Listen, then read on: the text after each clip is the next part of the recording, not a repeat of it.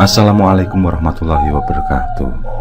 Selamat datang kembali di channel Pen Invasion, channel yang menyuguhkan video cerita bergambar seputar misteri. Simak terus video dari kami.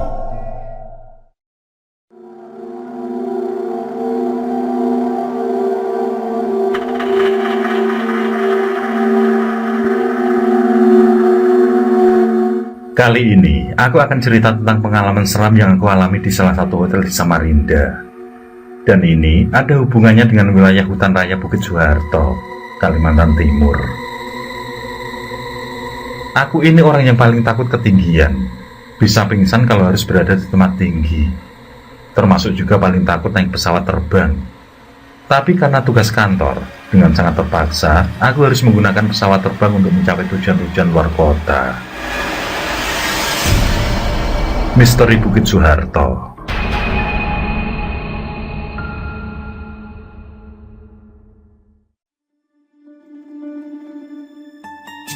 Pada tahun 2018, kantor menugaskan aku untuk ke Samarinda, sebuah kota besar di Kalimantan Timur. Itu adalah untuk pertama kalinya aku ke Samarinda. Tapi ada yang bikin aku deg-degan. Terbang Jakarta Samarinda harus menggunakan pesawat, tidak ada cara lain.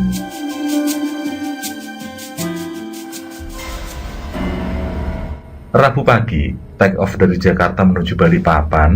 Waktu itu tidak ada pesawat yang langsung ke Samarinda. Tersiksa lahir batin selama 2 jam lebih di dalam penerbangan. Pada akhirnya mendarat mulus di Bandara Sepinggan Balikpapan. Dari situ aku lanjut jalan darat menggunakan mobil. Sekitar 3 jam lebih perjalanan ke Samarinda, aku disuguhkan pemandangan yang bagus selama perjalanan darat itu. Memang, pada dasarnya aku hobi jalan-jalan, apalagi ke tempat yang baru pertama kali dikunjungi. Perjalanan darat Balikpapan Samarinda ini melewati wilayah yang namanya Bukit Soeharto. Wilayah hutan raya yang dikelola pemerintah, hutan rindang yang bagus, mengingatkan aku akan wilayah Ujung Kulon, Pandeglang. Aku suka suasananya. Ketika melintas wilayah itu, aku merasakan hal yang tidak biasa. Agak merinding dan mendadak jantungku berdegup kencang. Ditambah lagi saat mataku menangkap deretan orang kurus kering berjalan beriringan di bukit tersebut. Ada yang membawa pengki, pacul, dan alat-alat kerja lain. Mungkin saja sedang ada proyek di sana. Begitulah aku berprasangka.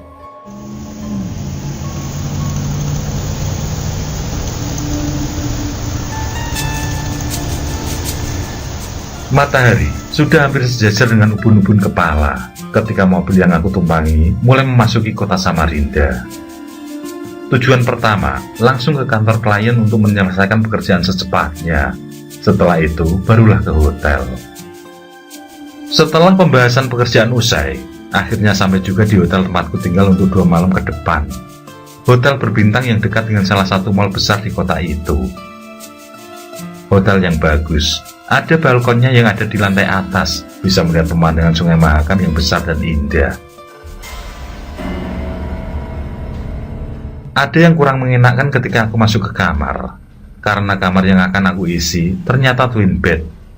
Aku paling tidak mau menginap di hotel dengan fasilitas twin bed, karena sebelum-sebelumnya ada pengalaman yang tidak enak ketika aku harus menginap di hotel sendirian dengan 2 tempat tidur. Aku komplain ke manajemen hotel untuk mengganti kamar dengan yang single bed. Bersyukur karena manajemen menyanggupi untuk mengganti kamar. Tapi sial, ketika sudah di dalam kamar, ternyata AC-nya panas alias rusak. Sekali lagi aku komplain. Manajemen bilang, kamar lain yang setara sudah tidak ada lagi.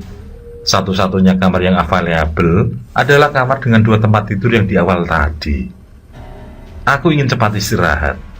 Daripada semalaman kepanasan, terpaksa aku ambil kamar dengan twin bed itu. Beberapa kali aku punya pengalaman tidak enak ketika bermalam sendirian di hotel dengan kamar 2 tempat tidur. Karena itulah, waktu itu aku berharap semoga tidak ada kejadian aneh.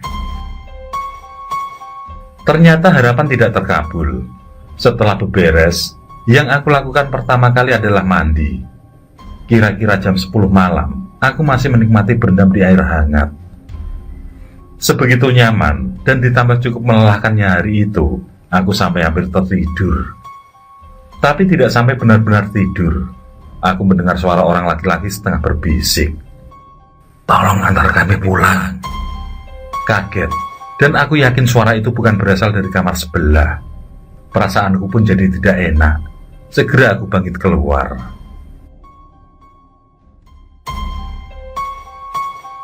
Selesai mandi, aku memutuskan langsung tidur. Sesuai kebiasaan, TV tetap menyala dengan suara kecil dan tidak semua lampu dalam keadaan mati. Aku tidur di atas tempat tidur yang letaknya dekat jendela.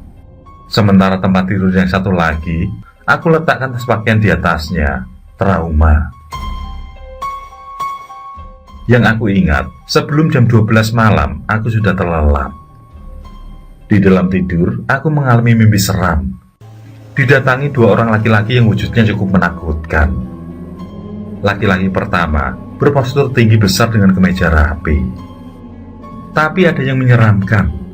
Laki-laki ini lehernya hampir putus, darah bercucuran membasahi pakaiannya. Lelaki kedua lebih menyeramkan lagi, dengan postur lebih pendek dari yang pertama. Pakaian yang digunakan seperti seragam perusahaan travel. Yang menyeramkan adalah laki-laki kedua itu berdiri tanpa kepala.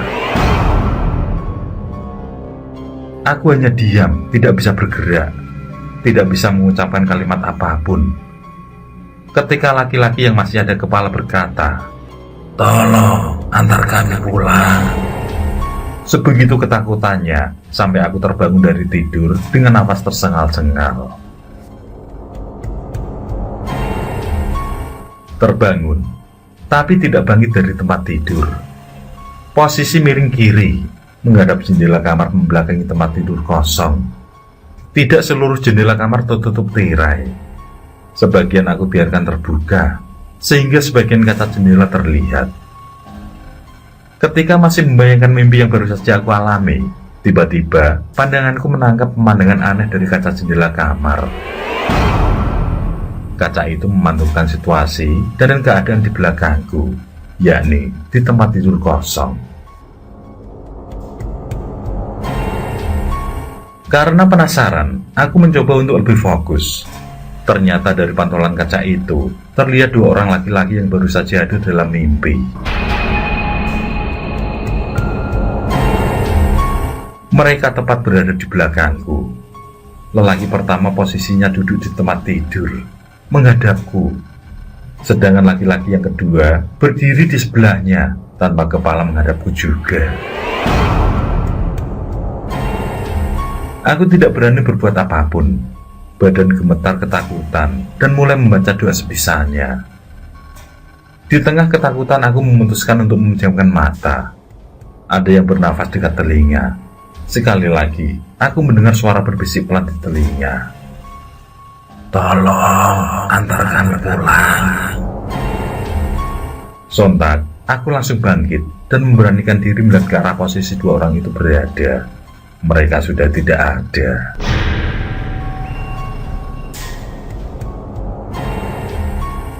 Aku langsung berhambur keluar kamar dan duduk di balkon hotel. Setelah mulai agak tenang, aku pun menelepon Om Denny. Dia adalah orang yang biasanya aku hubungi apabila sedang mengalami kejadian mistis dan menyeramkan. Dalam percakapan telepon, aku menceritakan semuanya dari awal. "Ya sudah, Ri, kamu antar pulang saja. Kasihan. Nanti mereka akan memberitahu kemana mereka pulang. Kamu tinggal ikut saja," kata Om Denny pada akhir percakapan. Inti dari percakapanku dengan Om Denny adalah mereka benar-benar minta tolong untuk diantarkan pulang. Pulang kemana? Kenapa minta tolongnya ke aku? Menurut omongan Om Denny, itu karena mereka menganggap aku cukup kuat untuk mereka jadikan tumpangan ke tempat tujuan mereka pulang. Sebelum-sebelumnya, mereka sudah sering meminta pertolongan, tetapi tidak ada yang cukup kuat untuk membantu. La ilaha illallah, la ilaha. Setelah mulai terdengar alunan suara orang membaca ayat Al-Quran dari masjid sekitar, aku baru berani masuk ke kamar lagi, terlelap sebentar.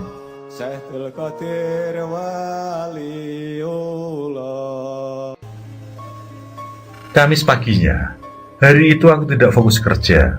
Badan lemas, seperti ada kantung pasir di pundak, berat. Aku pikir, mungkin karena memang kurang tidur pada malamnya. Beberapa rekan klien bilang wajahku pucat. Beberapa kali terlihat melamun dan dengan tatapan kosong. Untungnya juga, kantor selesai tidak terlalu sore. Jam 2 siang sudah selesai. Syukurlah, aku bisa balik ke hotel lebih awal dan kembali tidur.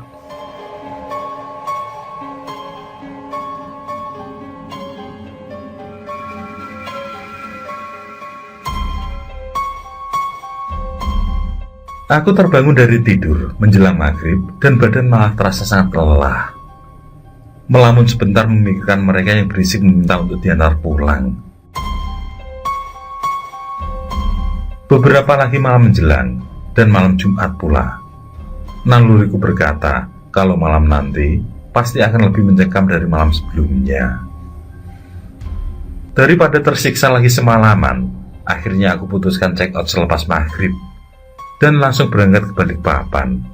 Aku cari hotel di Balikpapan saja supaya tenang. Tidak peduli omongan Om Denny yang menyuruhku untuk mengantar mereka pulang. Aku pun bergemas. Untungnya, aku masih dapat tempat duduk di travel tujuan Balikpapan, walaupun harus mendapatkan mobil terakhir pada hari itu. Jadwal keberangkatan jam 10 malam, tapi jam 9 malam aku sudah sampai di Full Travel. Hanya ada beberapa orang di ruang tunggu. Mungkin mereka bukan hari libur atau musim liburan. Jadi, hanya sedikit orang yang bepergian keluar kota. Mendekati jam keberangkatan, ruang tunggu semakin kosong. Hanya ada aku dan seorang lelaki berumur sekitar 30-an tahun yang duduk di kursi belakang. Tepat jam 10 malam, Pak sopir bilang mobil akan berangkat. Kami para penumpang dipersilakan untuk masuk sebentar. Mobil memang benar-benar kosong, hanya berpenumpang 2 orang saja, yakni aku dan lelaki tadi. Aku duduk di belakang kursi sopir, kursi sebelahku duduk kosong. Sedangkan penumpang yang satu lagi duduk di rentetan kursi tengah di belakangku.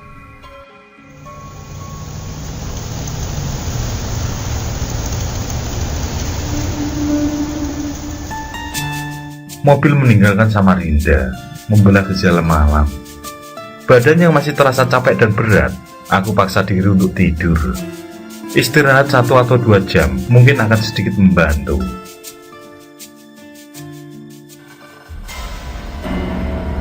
Tapi ketika sudah mulai bisa terlelap, aku malah kaget dan terbangun tiba-tiba. Pak sopir, Pak, stop, saya turun di sini. Ucap penumpang di belakangku terlihat sedikit panik. Pak sopir langsung menghentikan kendaraan dan bertanya, kenapa tidak jadi ke Balikpapan? Lelaki itu menjawab kalau ia batal. Posisi mobil saat itu masih sedikit di luar kota Samarinda, kira-kira baru berjalan 30-an menit. Akhirnya, hanya tinggal aku dan Pak sopir yang berada di dalam minibus itu. Walaupun penumpang hanya tinggal aku sendirian, mobil tetap melanjutkan perjalanan. Begitu lelahnya badan, aku kembali mulai terlelap. Tapi tidak lama, mungkin hanya sekitar 30 menit kemudian, aku kembali terbangun. Ternyata, sudah memasuki hutan raya Bukit Soeharto. Suasana sangat hening dan gelap sekali. Hanya sesekali mobil kami berpapasan dengan kendaraan lain dari arah berlawanan. Daerah kawasan Bukit Soeharto ini pada siang hari pun sudah menyeramkan, apalagi tengah malam dan malam Jumat pula.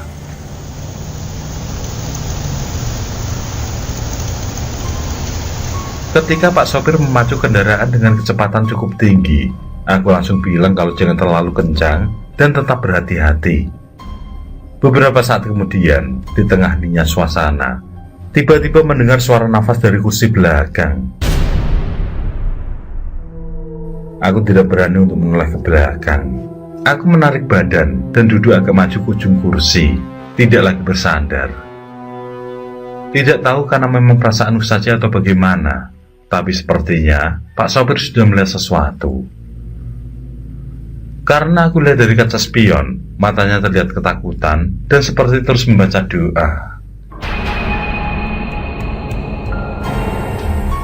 Ternyata, tepat di belakang kursi tempat aku duduk, terlihat ada dua sosok yang mendatangi aku di kamar hotel tadi. Dengan penampilannya yang sama, yang satu kepalanya nyaris putus, yang satu lagi duduk di sebelahnya, hanya badan tanpa kepala. Langsung lemas badanku. Ternyata mereka ikut di dalam kendaraan. Mungkin itulah alasan lelaki tadi membatalkan perjalanannya. Dia lebih dulu melihat keganjilan tersebut. Aku panik, ketakutan, dan langsung berpaling menundukkan kepala. Tidak sadar, aku pegang dengan kencang pundak Pak sopir dari belakang. Tapi beliau diam saja, seperti sudah mengetahui peristiwa yang tengah terjadi. Beberapa menit kemudian, aku merasakan kalau mobil berbelok ke arah kanan jalan dan berhenti. Aku dongakkan kepala. Ternyata mobil berhenti di depan warung kecil yang sudah tutup. "Mas, kita turun dulu di sini, Mas," ajak Pak sopir dengan suara sedikit bergetar dan mematikan mesin. Aku mengikuti ajakannya, langsung membuka pintu dan keluar mobil tanpa berani melihat sedikit pun ke arah kursi belakang. Kami berdua duduk di depan warung yang sudah tutup itu. Penerangan hanya lampu kecil pada pojok gubuk, tapi cukuplah daripada gelap sama sekali. Kami duduk hanya beberapa meter dari mobil. Di depan adalah jalan raya dan hutan rindang di seberangnya. Di sekitar warung juga hutan. Tengah malam itu, aku dan Pak sopir terdampar di tengah wilayah Bukit Soeharto. Sepi sekali. Sama sekali tidak ada mobil yang melintas. Pak sopir membuka percakapan. Kalau dia melihat dari spion sewaktu aku masih tidur, penampakan dua orang tersebut sudah dilihatnya. Memang selama 20 tahun lebih menjadi sopir, dia menemui banyak penampakan di sekitar Bukit Soeharto. Dan dia selalu memilih beristirahat jika menemui kejadian tidak wajar itu. Karena aku tidak mau berlama-lama terdampar di tempat itu, akhirnya sekali lagi aku telepon Om Denny. Setelah aku ceritakan semuanya, Om Denny malah tertawa. Kemudian Om Denny memintaku untuk meletakkan HP di dalam mobil. Dia akan mencoba berkomunikasi dengan dua sosok tersebut. Meski takut, aku tetap menuruti kemauannya. Tanpa melihat ke kursi belakang, aku letakkan HP di atas kursi tengah mobil. Setelah itu, aku tutup pintu dan kembali ke tempat semula. Aku hanya bisa menunggu dengan sabar dan penasaran. Tiba-tiba pintu belakang mobil terbuka dengan sendirinya. Aku dan Pak sopir yang melihatnya hanya diam serbu bahasa.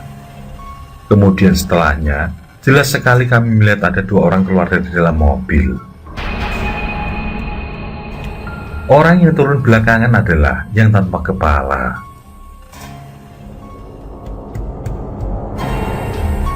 Mereka berjalan pelan menuju jalan raya lalu menyeberanginya, sampai mereka berdua menghilang di rindangnya hutan raya Bukit Soeharto.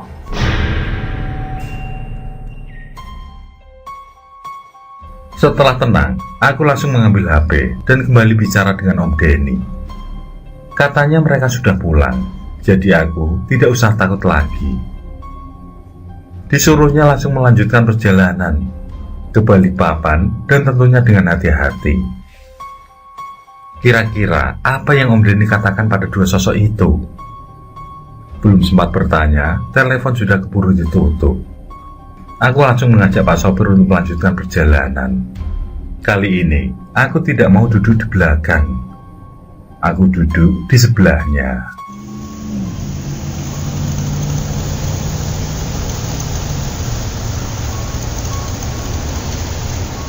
Dalam perjalanan Pak sopir bercerita, kalau selama 20 tahun menjadi sopir travel Balikpapan Samarinda, banyak cerita dan peristiwa seram dan mengerikan dalam sejarah perjalanannya. Salah satu yang menarik perhatian adalah adanya peristiwa penyiksaan pekerja paksa Indonesia atau Romusa oleh tentara Jepang pada zaman penjajahan dulu. Menurut cerita warga, banyak penampakan yang berkaitan dengan kejadian yang tercatat dalam sejarah itu. Pak sopir bercerita banyak tentang kisah mistis bukit tersebut. Yang terakhir, sekitar 1 tahun sebelumnya telah terjadi perampokan dan pembunuhan. Ada mobil yang dirampok, seorang penumpang dan sopirnya dibunuh. Sang sopir, kepalanya dipenggal sampai putus. Setelah dibunuh, korban menginap di hotel tempatku menginap di Samarinda itu, tanpa pernah check out karena sudah terlanjur meninggal. Sesampainya di Balikpapan, aku langsung menginap dan beristirahat dengan aman dan nyaman di hotel dekat bandara. Keesokan paginya, aku pulang ke Jakarta. Perjalanan yang sangat menegangkan.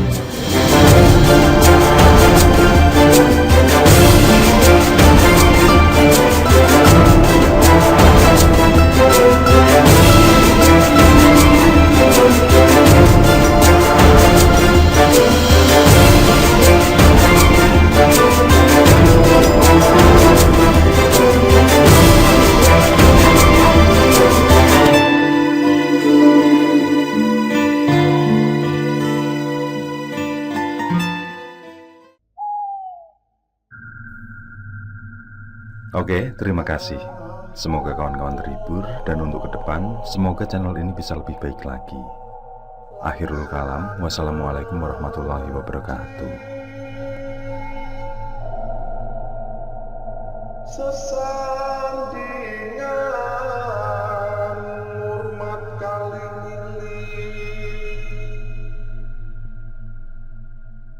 lakukan di muka sana.